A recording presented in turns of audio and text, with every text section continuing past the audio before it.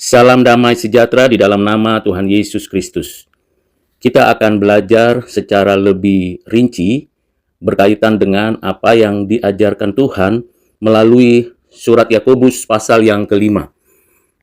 Pasal kelima terdiri atas 20 ayat dengan topik utamanya ialah kesabaran, doa, dan pemulihan dalam pengharapan akan Tuhan.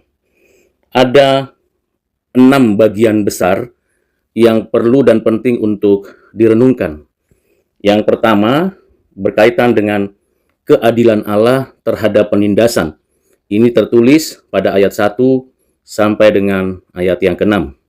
Yang kedua, kesabaran dibentuk dalam penderitaan. Ditulis pada ayat 7 sampai 11. Yang ketiga, doa yang sungguh-sungguh berkuasa. Ditulis pada ayat 12 sampai dengan 18. Yang keempat, kepedulian yang aktif bagi yang lemah. Ditulis pada ayat 14 sampai 15. Dan yang kelima, pengakuan dosa membuka jalan pemulihan. Ditulis pada ayat 19 sampai 20. Mari kita pelajari bagian demi bagian yang sudah diutarakan.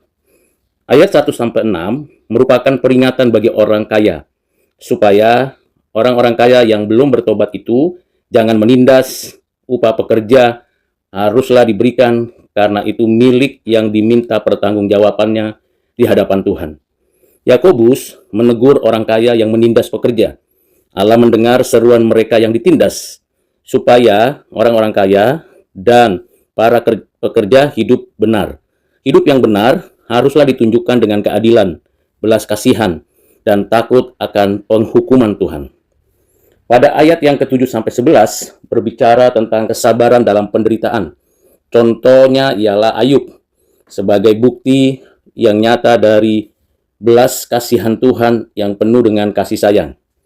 Pada bagian ini, Yakobus mendorong jemaat kita orang Kristen untuk bersabar sampai kedatangan Tuhan, menghadapi dan mengalami penderitaan seperti yang dialami dan diberikan contoh pada Ayub.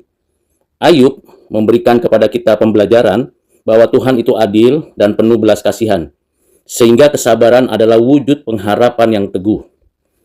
Pada bagian yang ketiga dari ayat 12 sampai 18 dituliskan berkaitan dengan doa yang berkuasa dan mengundang pemulihan.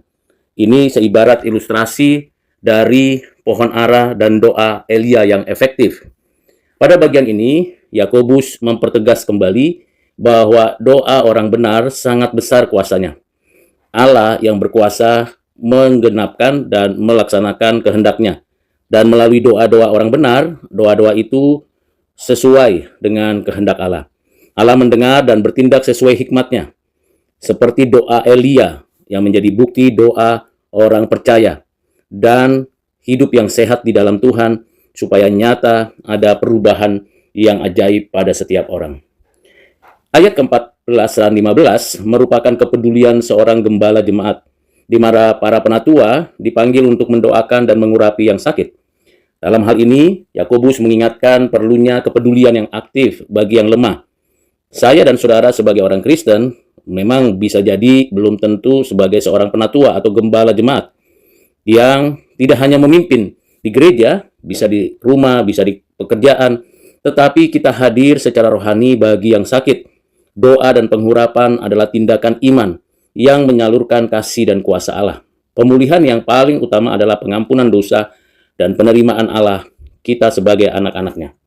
Dan yang terakhir, saudara, di ayat 19 sampai ayat 20, pengakuan dosa dan pemulihan. Kita perlu dengan sungguh dan serius mengakui segala dosa kita. Kita juga perlu bertindak saling mendoakan, sebab kuasa doa orang benar mendatangkan kesembuhan. Pengakuan dosa yang disampaikan oleh Tuhan melalui Yakobus adalah ajakan, dorongan, agar jemaat saling mengaku dosa dan mendoakan.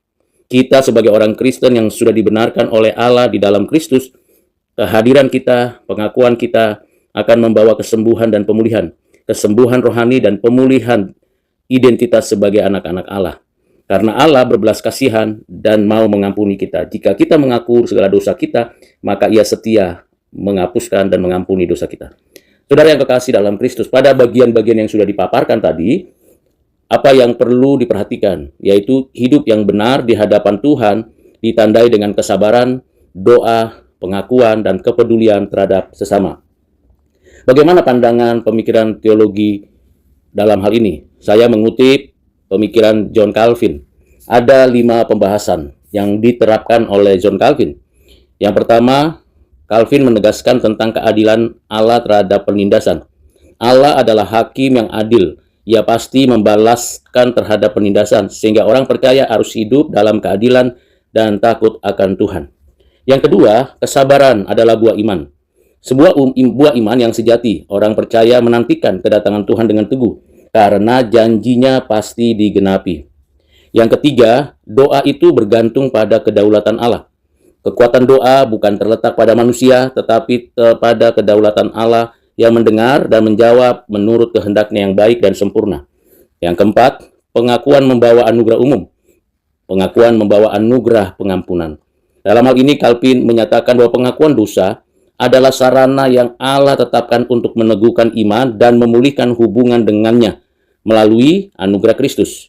Kalau kita mau mengalami anugerah pengampunan, bukan sekedar anugerah umum, karena ini adalah anugerah spesial, maka meminta pengampunan kepada Tuhan dan memulihkan hubungan kita dengan Tuhan hanya melalui Kristus. Terakhir, bagaimana kita melakukan pelayanan sebagai amanat ilahi. Tugas meneguhkan dan mendoakan adalah pelayanan yang Allah gunakan sebagai alat untuk menyatakan pemeliharaannya bagi umatnya dalam segala kelemahan. Dengan prinsip pengharapan orang percaya berakar pada kasih, keadilan, dan kedaulatan Allah di dalam Kristus. Dengan demikian bagaimana kita mengaplikasikannya? Pertama, hiduplah adil dan takut akan Tuhan. Jangan menindas orang lain, hidup dalam keadilan, karena Allah adalah hakim yang adil. Yang kedua, bersabarlah dalam pengharapan saat menantikan janji Tuhan. Peliharalah kesabaran yang teguh, penuh pengharapan. Ketiga, berdoalah dengan iman. Doa yang benar dan doa orang yang benar berkuasa besar. Berdoa dengan sungguh-sungguh dan percaya bahwa Tuhan berdaulat. Yang keempat, akuilah dosa-dosa kita dan saling mendoakan. Ada komunitas persekutuan doa untuk saling mendoakan untuk meneguhkan iman. Dan terakhir, pedulilah dan layanilah sesamamu manusia dengan kasih di dalam Kristus.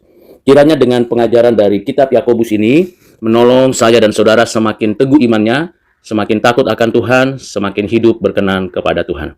Tuhan Yesus memberkati. Amin.